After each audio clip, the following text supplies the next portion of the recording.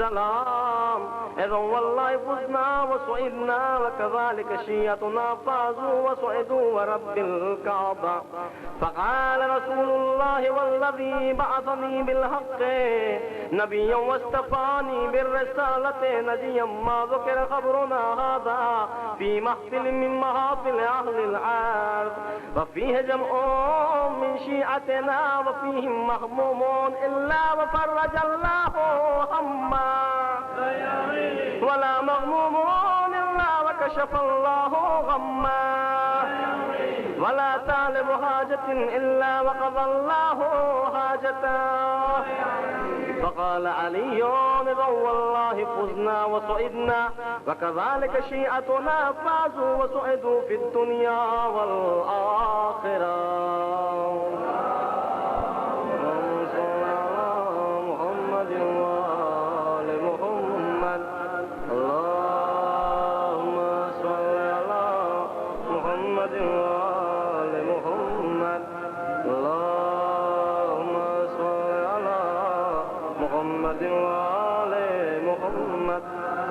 بسم الله الرحمن الرحيم.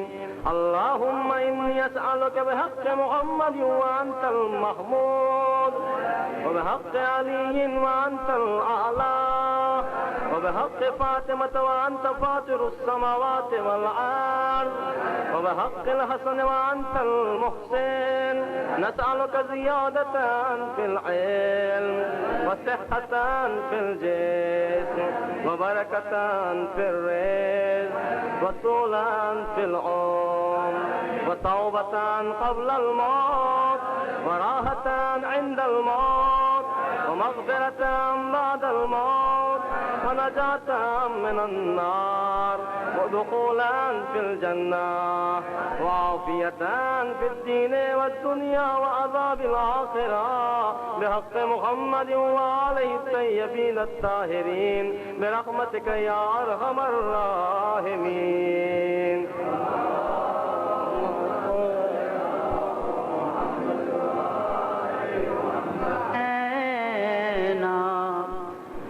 لاش پر بائی کے پہنچی تو کفن یاد آیا شبیر تمہیں غربت کی قسم میں لاش تیری دفنا دیتی گر سر پہ میرے چادر ہوتی میں تجھ کو کفن پہنا دیتی. شبیر یہ دیس پرایا ہے ورنہ میں تمہاری میت پر انبار لگاتی کلیوں سے پھولوں کی لڑی برسا دیتی. شبیر تمہیں معلوم تو ہے میرے ہاتھ بندھے ہیں گردن سے گر ہاتھ میرے جو کھلے ہوتے میں لا کے کفن پہنچا دیتی. شبیر یہ تم نے اچھا کیا کعبے سے نکل آئے ورنہ یہ امت خیموں کے بدلے کعبے کو آگ لگا دیتی. بہن غریب ہے بھیا کفن بھی لا نہ سکی. بہن غریب ہے بھیا کفن بھی لا نہ سکی. صلوات الحمدللہ رب العالمین والصلاة والسلام علی اشرف الانبیاء والمرسلین سیدنا و نبینا مولانا بالقاسم محمد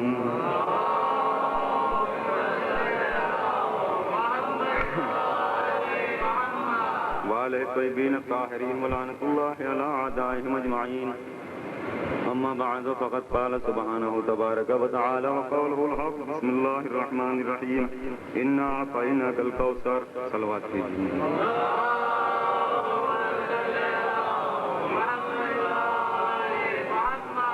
اشاعت پروردگار عالم ہو رہا ہے. اے میرے حبیب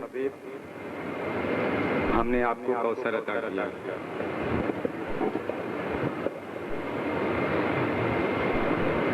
دو چیز ہوتی ہے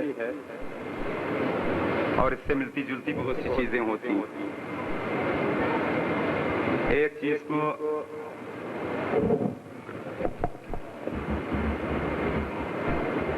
اگر ہم کہیں تو اسے تحفہ کہا جاتا ہے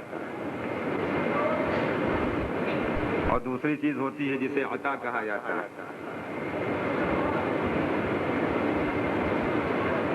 اس لیے یہ بات عرض کر رہا ہوں اور صرف پہلا ہی ٹکڑا سورہ کا پہلی آیت پڑھی ہے پڑھ دی ہے اس لیے کہ چاشنی ذوق سماعت اگر برقرار نہ رہ سکے تو کم سے کم اس کے اندر پھیکا پن بھی نہ آئے اور سلسلہ انشاءاللہ آگے تک رہے گا ذہن میں. دوسری چیز ہے جس کو عطا کہتے ہیں. تحفے کا مطلب عام طور سے یہ ہوتا ہے کہ اگر انسان نے کسی کو کوئی چیز تحفتاً دی ہے تو اس کو واپس لینے کا حق بھی رکھتا ہے. صاحبانہ فکر و فہم ہے آپ. لیکن عطا اس چیز کو کہتے ہیں جو پھر واپس نہیں لی جاتی. اللہ نے کہا ہے کہ ہم نے کوثر عطا کیا ہے. تو یہ پہلے ہی آپ حضرات سن چکے ہیں بھائی ہم سے تو انہوں نے فرمایا ہے یقیناً کہ اس کے اندر ہمیشگی پائی جاتی ہے. اللہ نے عطا کیا ہے فاطمہ کی شکل میں اور پیغمبر اسلام کو یہ اللہ کی طرف سے عطا اس وقت ہوئی ہیں جب ان کے دل کے اندر حزن و ملال پایا جا رہا تھا. رنج و الم میں پیغمبر اسلام مبتلا تھے. تانے ابتر کہ تیروں سے پیغمبر اسلام کا سینہ چھلنی ہو رہا تھا تو اللہ نے کہا تھا ایسے موقع پر قرآن کی آیت ہے وَلَسَوْفَ يُعْطِيكَ رَبُّكَ فَتَرْضَىٰ. اے میرے حبیب آپ کوئی غم نہ کریں حزن و ملال اپنے دل سے نکال دیں. ان قریب اللہ آپ کو اتنا عطا کرے گا کہ آپ خوش ہو جائیں گے. ان قریب اللہ آپ کو اتنا عطا کرے گا کہ آپ خوش ہو جائیں گے.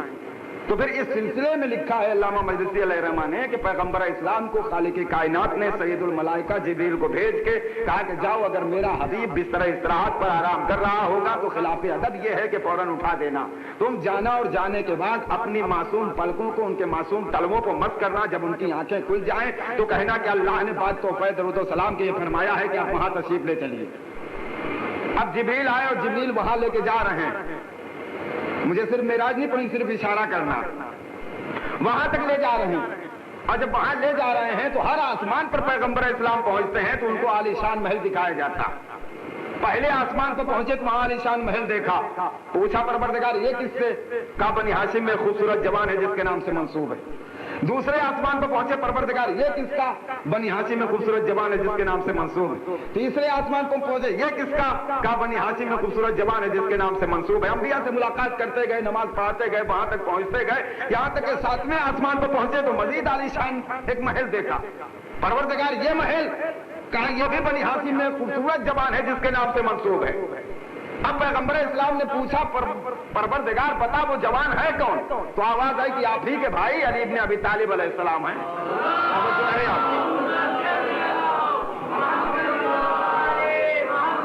اور پھر ایک اونٹوں کی مکمل قطار ایسے ماحول میں جس پہ کتابیں بار ہیں. پروردگار یہ کہا یہ ساری وہ کتابیں ہیں جس میں تمہارے بھائی کے فضائل تحریر ہے.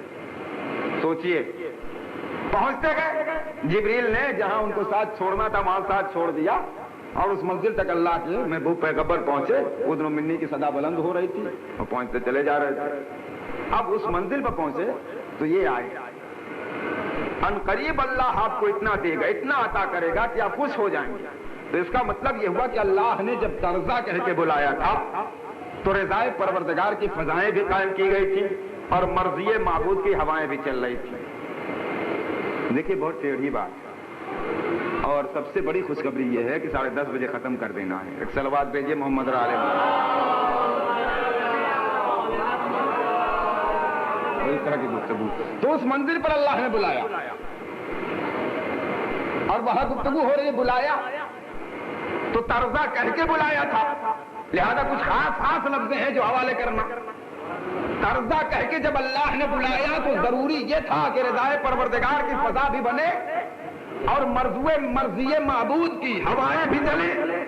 اور جب اللہ کا محبوب پیغمبر اس منزل پر پہنچا تو ایک محل سامنے آیا، پروردگار یہ محل، کہا انبیاء نے کوشش کی تھی یہاں تک آنے کی، لیکن میں نے کہا تھا یہ تمہارے لیے نہیں ہے، اس کے لیے ہے جو خود تمہاری معرفت کا بھی ذریعہ، جس کے ذریعے سے تمہاری بھی پہچان ہوگی، جس کے توسط سے تم پہچانے جاؤ گے۔ یعنی آدم کو اگر پہچاننا ہوگا تو جو میرا حبیب آ رہا ہے اس کا وسیلہ اختیار کرنا پڑے گا، نوح کی معرفت حاصل کرنی ہوگی تو نبی کو دیکھنا پڑے گا، ابراہیم کو اگر سمجھنا پڑے گا تو محمد عربی کی طرف نگاہ اٹھانی پڑے گی۔ سب کے یعنی 1,23,999 انبیاء کا معرفت کا ذریعہ بن کے پیغمبر اسلام اس منزل پر پہنچے۔ اے میرے حبیب یہ کنجی بھی حاضر ہے، محل کھولنے کے بعد داخل ہو جا۔ اب جب پیغمبر اسلام نے محل کھولا تو اس کے اندر بھی ایک محل، اے پروردگار یہ کہا یہ بھی تمہارے لیے، وہ بھی کھولا، اس میں داخل ہوئے تو ایک صندوق ملا۔ دیکھیے کتنا لمبا سفر ہے پیغمبر اسلام کا، یہاں سے جا رہے ہیں سیدھے نہ جانے کیسی منزلیں طے کرتے ہوئے اس منزل پر پہنچے، اور پہنچنے کے بعد ایک محل کھولا، دوسرا کھولا، تیسرا صندوق کھولا تو اس میں 2 ہی چیز ملی، ایک سیب ملا تھا اور ایک چادر ملی تھی۔ اتنی دور کے لیے ایک سیب ملا اور ایک چادر ملی۔ اللہ نے پوچھا یہ کس کے لیے؟ کہا چادر تم اپنے دوست پہ ڈال لو تو ہم قصیدہ خوانی کریں گے، اور یہ سیب جو ہے یہ آدھا تمہارا ہے آدھا خدیجہ کا ہے۔ سوچیں آپ، آدھا تمہارا آدھا خدیجہ کا۔ پیغمبر اسلام لے کے وہاں سے چلے آئے، اب جب پہنچے تو آدھا خود نوش کیا، آدھا جناب خدیجہ کے حوالے کیا۔ یہ ذہن میں آپ کے رہے کہ ابھی تک جتنے بھی نبی آئے ہوں، معصوم آئے ہوں، انبیاء آئے ہوں، پیشوا آئے ہوں، عادین آئے ہوں، سب کسی نہ کسی صلب کے ذریعے سے اور کسی نہ کسی رحم کے توسط سے آئے۔ اللہ جسے کوثر کہہ رہا ہے کس قدر اہمیت ہے اس کے اندر۔ اللہ اپنے نبی کو بلا رہا ہے وہاں، اور بلانے کے بعد ایک سیب دیا جا رہا، اور وہ سیب ایسا ہے کہ یا صرف پیغمبر اسلام اسے نوش کرے اور آدھا جناب خدیجہ نوش فرمائے۔ یہ ہماری شہزادی فاطمہ کا پردہ ہے جو اللہ بتانا چاہتا ہے کہ ہم نے اس شہزادی کو نہ کسی صلب میں رکھا نہ کسی رحم میں رکھا۔ اگر صلب میں اسے رکھا تو محمد کی، اور اگر رحم میں رکھا تو جناب خدیجہ کی۔ یہ تنہا صفت ہے، مخصوص صفت ہے ہماری شہزادی۔ اس منزل پر بلائے میرے حبیب گھبرانا مت، جاؤ کھا لینا۔ انہوں نے کھا لیا، خدیجہ نے کھا لیا، بے جماعت ثانیہ سن 5 برست آئی تو اتنی تمنا تھی پیغمبر کے، اتنی آرزو تھی پیغمبر کے، اب آنے والی ایک ہی بیٹی دکھائی دے رہی ہے، ایک بیٹی دکھائی دے رہی ہے۔ اے پروردگار یہ کیسا ستم ہے، یہ کیا ظلم ہے، ایک بیٹی دکھائی دے رہی ہے، اتنا لمبا سفر کرایا، اور پھر اس کے بعد یہ کہ جہاں تانے ابتر، لوگ ابتر کا تانا دے رہے ہیں۔ ایسے ماحول میں ہونا یہ چاہیے تھا، کیا بہت بڑا کوئی تحفہ ان کی خدمت میں پیش کیا جاتا۔ اللہ آواز دے گا نادان تو جانتا نہیں، میں نے طرزہ کہہ کے بلایا تھا، رضائے پروردگار کی ہوائیں قائم کی تھی، مرضی معبود کی فضائیں بنائی تھی، لہذا جو یہ 20 جماعت ثانیہ سن 5 برست کو آغوش خدیجہ میں تم ایک بیٹی دیکھ رہے ہو، یہ تنہا بیٹی نہیں ہے، اگر خدیجہ کے ہاتھ میں ہوگی تو راضیہ ہوگی، محمد کے ہاتھوں میں ہوگی تو مرضیہ بن جائے گی، محمد کے ہاتھوں میں جائے گی تو مرضیہ بن جائے گی۔ اب نبی اطمینان سے، سکون سے، آرام ہے پیغمبر اسلام کو، اب کوئی آتا نہیں۔ اللہ نے کہا انا اعطیناک الکوثر، میرے حبیب میں نے تمہیں کوثر کا مالک بنایا۔ اب جب کوثر کا مالک بنایا اللہ نے تو ظاہر ہے کہ جتنی بھی نسل چلنے والی ہوگی سب شہزادی تھے۔ اب بات سمجھ میں آتی ہے کہ شہزادی کو ام ابیہا کیوں کہا گیا تھا۔ میں نے شروع میں پہلے ہی کہہ دیا ہے کہ 10:30 بجے کے اندر ختم، اور یہ ذہن میں بات آپ کے رہے کہ سب نبیوں کا تعارف ہوتا، تو آخری نبی کے ذریعے سب نبیوں کا تعارف ہوتا ہے، تو آخری نبی کے ذریعے پہچانا جاتا ہے ہر نبی۔ اور شہزادی جب تشریف لا رہی تو ان کو کہا جا رہا ہے امو ابیہا، اپنے باپ کی پہچان۔ تو پوری کائنات جس کے ذریعے سے پہچانی جاتی ہے یا جس کے توسط سے انبیاء پہچانے جاتے ہیں انہیں محمد کہتے ہیں، محمد جن کے ذریعے پہچانے جاتے ہیں انہیں فاطمہ کہتے ہیں۔ آگے منزل یہاں کیا؟ اب میرے حبیب جو میرا قانون تھا کہ جب میں نے تمہیں راضیہ مرضیہ دے دیا، عطا کر دیا، تو اب تمہارا فریضہ یہ ہے کہ کسی غیر کے حوالے مت کرنا، اس کے حوالے کرنا جو مرتضیٰ ہو۔ ٹیڑھی بات ہے نا، اس کے حوالے کرنا۔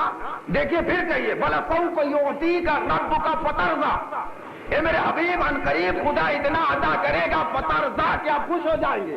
تو جب ترضا کہہ کے بلایا تو رضائے پروردگار کی ہوائیں چل رہی تھی، مرضیہ معبود کی فضائیں قائم تھی۔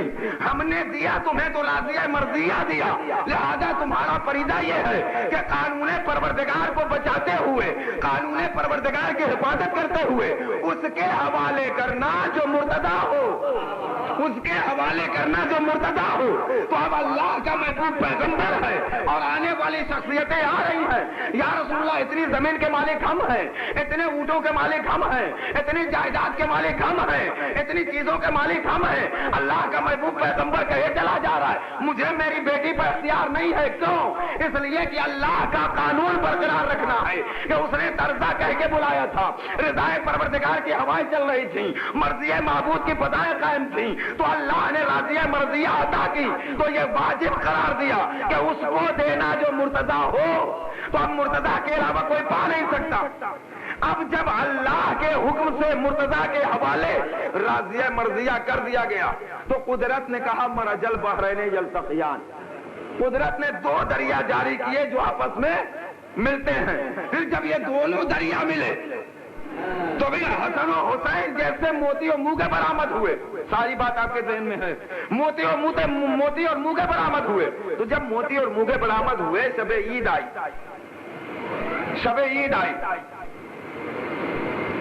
بچوں نے پوچھا تھا کہ مادر گرامی کپڑے کہاں ہیں؟ کہا تھا درزی لے کے آئے گا۔ اور جب درزی لے کے آئے گا تو بچوں کے لیے ضروری یہ تھا کہ جبریل ہمیشہ بیچارے آتے تھے، میکائیل ہمیشہ آتے تھے، آنا چاہیے تھا اور آنے کے بعد جبریل کو دے دینا چاہیے تھا۔ یہ ہم لباس لے کے آئے ہیں، میکائیل آتے اور آنے کے بعد کہتے تھے ہم کپڑا لے کے آئے ہیں۔ ایک خاص فرشتے کو اللہ کیوں بھیج رہا؟ تاکہ قانون الہی برقرار رہے۔ دیکھیے بعد میں جا کے سوچئے گا، تاکہ قانون الہی برقرار رہے۔ ہم نے ترضا کہہ کے بلایا، پھر دوہرا دیتا ہوں، تو رضائے پروردگار کی ہوائیں چل رہی تھی، مرضی معبود کی فضائیں قائم تھی۔ اے میرے حبیب ہم نے دیا تمہیں راضیہ مرضیہ، تم نے مرتضیٰ کے حوالے کیا۔ اب جب حسن و حسین جیسے لولو و مرجان پیدا ہو گئے تو جبریل کپڑے نہیں لے کے جائے گا، میکائیل درزی بن کے نہیں آئے گا، درزی بن کے آئے گا وہ رضوان، اور آگے کہے گا کہ میں حسنین کا خیاط بن کے آیا۔ منزل اور آگے بڑھے گی، بات اور آگے چلے گی۔ تو پھر اسی قانون کو برقرار رکھتے ہوئے وہ مواقع بھی دستیاب ہوں گے تاریخ میں کہ اللہ جب کہے گا کسی منزل کے لیے کہ میرے حبیب اسے سلانا جو مرتضیٰ ہو، تو وہاں بھی اللہ یہی کہے گا کہ میں اپنی مرضی کے حوالے کر رہا ہوں، میں اپنی مرضی کے حوالے کر رہا ہوں۔ پھر اور منزل آگے سامنے۔ تو میں بھی روز سوچا کرتا تھا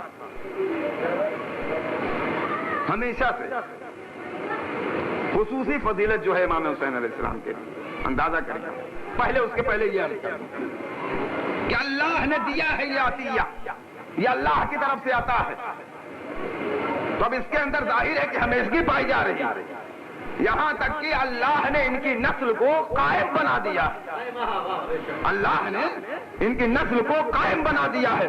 اور جب قائم بنا دیا ہے تو دو فاطمہ اتنی معتبر کائنات میں ملتی ہیں کہ ایک فاطمہ کے لیے ملتا ہے کہ جب پیغمبر آتے تھے تو وہ کھڑی ہو جاتی تھی۔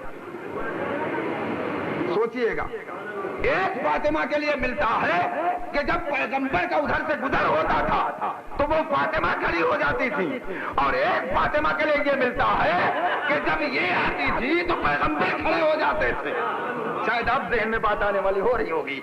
एक फातिमा का मकाम ये है कि पैगंबर का जब उधर से गुजर हो तो फातिमा खड़ी हो जाए। दूसरी फातिमा का मकाम और अजमत ये है कि जब पैगंबर के करीब से ये गुजरे तो पैगंबर इस्लाम खड़े हो जाए, लोगों को बड़ा बुरा लगे। उधर भी बुरा लगता था और इधर भी बुरा लगता था। पहली फातिमा यानी फातिमा बिनते असद, मौलाए कायनात की माँ, इनका ये शियार और इनकी ये फितरत थी कि जब भी पैगंबर उधर से गुजरते थे तो इस्लाम के लिए खड़ी हो जाती थी। फिर सबको बुरा लगता था, तुम्हारा भतीजा है और आता है फिर खड़ी हो जाती है। आखिर में बेचारी ने एक दिन कहा, भाई क्या करें, जो मेरे शिकम के अंदर बच्चा है वो मुझे चैन से बैठने ही नहीं देता, ऐसा कोई अमल करता है कि फिर मुझे मजबूरन खड़े होने पड़े। और इधर क्या है, आपकी बेटी, और फिर ये जब आती है तो आप खड़े हो जाते हैं। आप सोचिए कि आप बाप हैं, कौन बताए कि पैगंबर इस्लाम बताना चाहते हैं हाँ मैं बाप हूं, लेकिन उम्मे अबीहा ये है, जाहिर है कि आधे घंटे में क्या पढ़ा जाएगा, मैं बाप हूं लेकिन उम्मे अबीहा ये है। और दूसरी मंजिल ये है कि पहली मंजिल में जब औरतों ने भी ताना दिया, लोगों ने भी कहना शुरू किया कि आप खड़ी हो जाती हैं, आपका भतीजा आता है, हमने माना सब कुछ है, फिर भी आप बुजुर्ग हैं और आप खड़ी हो जाती हैं, तो उन्होंने कहा कि मेरे सिकम के अंदर जो बच्चा है वो मुझे इतना मजबूर करता है कि मैं एहतराम के लिए खड़ी हो जाऊं। 10 औरतों का इंतखाब किया गया।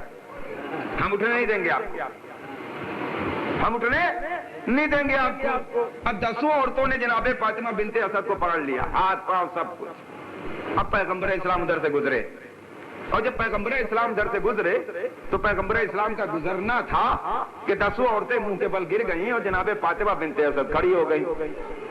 सोचा कभी आपने,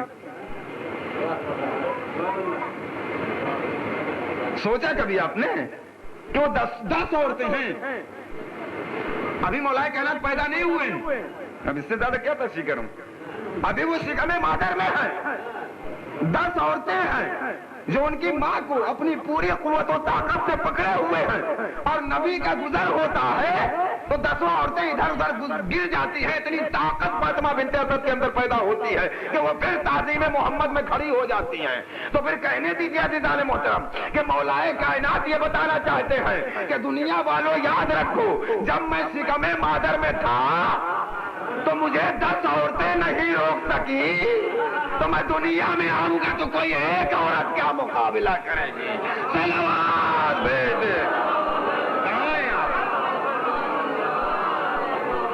आप इस तरह बैठे ही हुए तो क्या समझ में आए बात, इसलिए कि मुजाहिरे की इशारा ही मैं सिर्फ करूंगा, इजमाली गुफ्तगू होगी, 10:30 बजे खत्म करना, फिर कह देता हूँ, ज़हन में ये बात रहे और अंदाजा करे कि 10 औरतें जब मैं शिकमे मादर में था तो उनकी कुव्वत और ताकत काम ना आई, मेरे आगे न चले, तो कोई एक औरत आए कभी तो मुझसे कैसे मुकाबला हो सकता है। और इधर की मंजिल अजीब मंजिल है। पैगंबर बताना चाहते हैं कि अगर सारे अंबिया मुझसे पहचाने जाते हैं तो मैं वो हूं कि जो फातिमा से पहचाना जाता। यही मेरी बेटी फातिमा जुम्मे अबिया का। लिहाजा मेरे हबीब, जब तुमको ये चीजें अता कर दी है, ये दे दिया है, तुमको अता कर दिए गई है फातिमा ज़हरा, तो मेरे याद रखिए कि मुर्तजा के हवाले हो।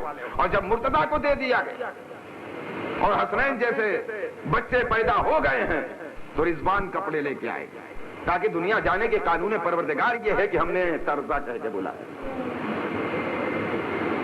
अब एक मंजिल यहां पे आई कि पूरी कायनात के लिए दुनिया जानती है कि पैगंबर इस्लाम रहमत बन के आए, लेकिन फातिमा ज़हरा के सिलसिले में यह मिलता है कि वो पैगंबर इस्लाम के सुकून का सबब, फातिमा ज़हरा पैगंबर इस्लाम के दिल का और कल्ब का और इत्मीनान कल्ब का और सुकून का जरिया बन के कायनात में आई। इसलिए पैगंबर इस्लाम ने फरमाया था कि जिस कदर राहत मुझे मेरी बेटी फातिमा से मिली है किसी से दस्तयाब नहीं। और पैगंबर इस्लाम ने दुनिया वालों को एहतराम करके बताया अपनी बेटी का कि देखो किस लिए एहतराम किया जा रहा है, क्या वजह हैं कि उनका एहतराम किया जा रहा है, क्या सबब। پوچھنے والے نے ایک دن پوچھا اور بہت زیادہ حسد کا مادہ اس کے اندر پیدا ہو گیا تھا، تو پیغمبر اسلام نے صرف ایک کچرا کہا تھا کہ تمہیں معلوم نہیں ہے میری بیٹی فاطمہ اتنی باعظمت اور صاحب مرتبہ ہے کہ اس کے تعظیم کے لیے میں کھڑا ہوتا ہوں، اسے سینے سے لگاتا ہوں تو اس سے جنت کی خوشبو آتی ہے، جنت کی خوشبو آتی ہے۔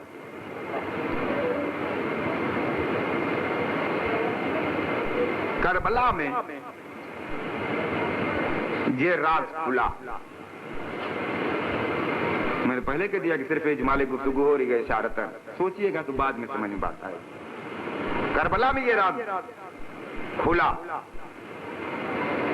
کہ ادھر ایک فاطمہ ہے کہ جو کھڑی ہو جاتی ہے باقاعدہ طور پہ محمد کی تعظیم کے لیے، اور ادھر دوسری فاطمہ ہے جس کے لیے باقاعدہ محمد کھڑے ہو جاتے ہیں۔ اسی لیے شاید جو کربلا میں راز کھلتا ہے تو نبی کو کہنا پڑتا ہے وَأَنَا مِنَ الْحُسَيْنِ۔ اب دنیا سمجھے کہ میں کیوں کھڑا ہوتا تھا، کیوں تعظیم کرتا تھا، اور اللہ نے وہ قانون سامنے رکھا، اللہ نے وہ قاعدہ سامنے رکھا کہ دیکھو ہم نے جب اپنے نبی کو جب طرزہ کہہ کے بلایا تھا تو ہم نے وہ فضا بھی قائم کی تھی کہ رضائے پروردگار کی فضائیں قائم کی تھیں، مرضی معبود کی ہوائیں چل رہی تھیں، ہم نے راضیہ مرضیہ عطا کی، اور پھر اس کے بعد مرتضیٰ کے حوالے ہو گیا۔ رضوان کم پڑھتا، میں عقیدہ اور اپنا خیال زیادہ پڑھتا ہوں، سب سے زیادہ۔ سوچیے آپ کی جو اتنی معتبر بیٹی بن کے آئی ہو اور اتنے بڑے باپ کی بیٹی، اس کا کتنا احترام کرنا چاہیے تھا امت کو، اور کتنی تعظیم کرنی چاہیے، اس قدر اسے اپنے سینے سے لگانا چاہیے تھا۔ لیکن دنیا نے کیا کیا، کتنے مصائب و آلام برداشت کرنے پڑے، کس قدر شہزادی گریا کرتی رہی، باپ کا سایہ اٹھا تو شہزادی نے مرثیہ پڑھا تھا سبت علیہ مصائب لو انہا، مجھ پر اتنے مصائب پڑے ہیں، مجھ پہ اتنی مصیبتیں پڑی ہیں کہ اگر یہ مصیبت دن کے اوپر پڑتے تو شب تار کے مانند ہو جاتی ہے۔ پھر اور منزل آگے بڑھتی تو ان کو ان کی مصیبت اور مصائب و آلام سامنے آتے، مولا کائنات کے گلے میں جسمانی ظلم کا پھندا ڈالا جاتا ہے، گھر میں آگ لگائی جاتی ہے، حق چھینا جاتا ہے۔ یہ ساری باتیں ہم اس لیے عرض کر رہے ہیں کہ ایک خصوصیت آپ کے حوالے دکھا دیں کہ مولا کائنات کا وہ زمانہ آتا ہے جب شہزادی دنیا سے رخصت ہوتی تو شہزادی کا ایک اتنا کربناک جملہ تاریخ میں ملتا ہے کہ جب جلتا ہوا دروازہ شہزادی کے اوپر گرایا گیا تھا تو شہزادی نے کہا تھا فضا میری مدد کرو، میرے پیچھے سے دروازہ گرنے سے میری پسلیوں کی ہڈیاں چور چور ہو گئی ہیں۔ یہ جملہ ہے شہزادی کا۔ اس شہید کا تذکرہ کرنا ہے جس کا اس جملے سے شہزادی کا بہت زیادہ مناسب ہے۔ سوچئے گا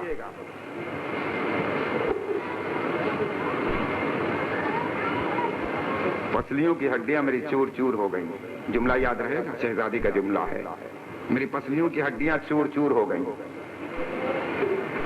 جناب قاسم آتے ہیں، ماں ہے جو بیوگی کی زندگی گزار رہی ہے، باپ نے پہلے ہی وصیت کر دی ہے کہ جب بھی میرے بھیا حسین کے اوپر آنچ آئے تو قاسم کو قربان کرنا ہے، پہلی ہی وصیت ہے، پہلی ہی بات۔ پہنچ گئے ہیں میدان کربلا میں، 13 برس کا سن ہے۔ احساس اگر آپ کر سکیں تو آپ کو معلوم ہے کہ اگر سورج نکلا ہوتا ہے، سورج اگر نکلا ہوتا ہے تو اس وقت چاہے کتنی بھی طاقت کا بلب جلائیے آپ کچھ احساس نہیں ہوتا۔ اپنوں میں سے کسی نے نہیں کہا تھا، ظالموں نے دیکھ کے کہا تھا کہ یہ چاند کو کس نے بھیج دیا، اس سے زیادہ ترجمہ نہیں کر سکتا ہوں۔ سوچئے گا سورج نکلا ہوا ہے، شدت حرارت آفتاب ذرا اندازہ کریں اس کا، یہ چاند کو کس نے بھیج دیا، ہمارے سامنے بھیجتے ہوئے کیا اس کی ماں کو بھی احساس نہیں ہوا؟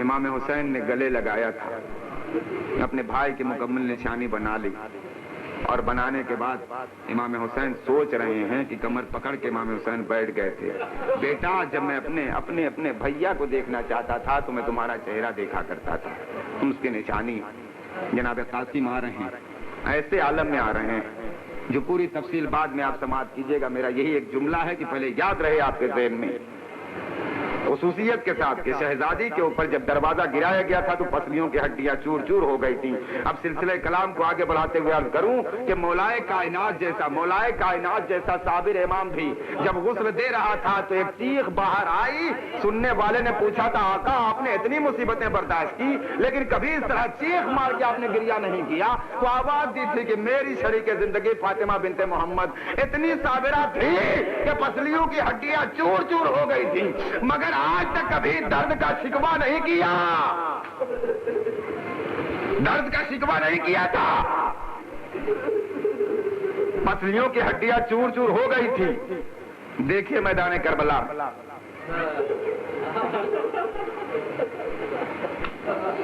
ایک تنہا مجاہد، 13 برس کا سن کیا ہوتا، ایک تنہا مجاہد 13 برس کی عمر ہی کیا ہوتی، قریب پڑھے، ہمیں پوری تفصیل نہیں بتانی ہے کہ کس طرح سے جنگ کی اور کیا کیا، بس یہ سمجھیے کہ جب ارزق کے چاروں بیٹوں کو مار چکے اور باطل جہنم کر چکے اور ارزق بھی جو سینکڑوں آدمی و بھاری اس کو بھی باطل جہنم کیا، تب فوج اشقیاء میں بڑے بڑے فوجیوں نے یہ اپنے اندر ایک کیفیت طاری کی کہ اس بچے کو مارنے کے لیے تنہا کسی کے بس کا کام نہیں ہے، لہذا سب سے پہلے نریزہ برداروں کو آگے کیا جائے اور ان کا ایک حلقہ بنایا جائے اور پھر اس کے پیچھے تیر اندازوں کا ایک حلقہ، ایک 13 برس کا بچہ اور ہزاروں کی فوج، نیزہ بردار آگے، تیر انداز اس کے پیچھے، اب چاروں طرف سے جب بار ہونے لگا تو تنہا بیچ میں قاسم،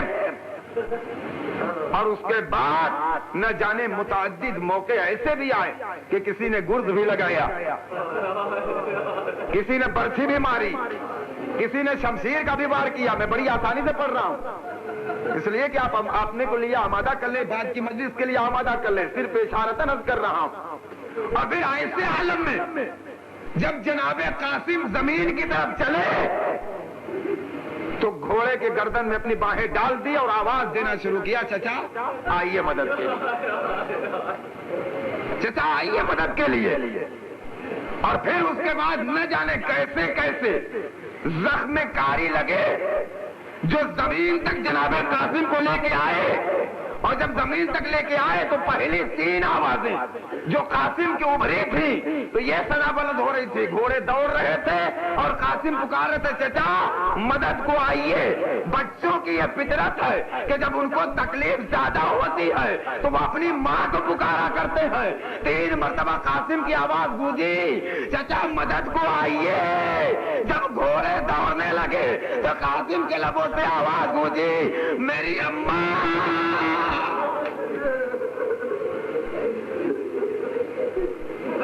حسین پہنچ رہے ہیں، پسلیوں کی ہڈیاں چور چور ہو چکی ہیں، پسلیوں کی ہڈیاں چور چور ہو گئی ہیں شہزادی فاطمہ زہرا کی پسلیوں کی ہڈیاں چور چور ہو گئی ہیں، سب سے زیادہ مناسبت ہے، چور چور ہو گئی ہیں۔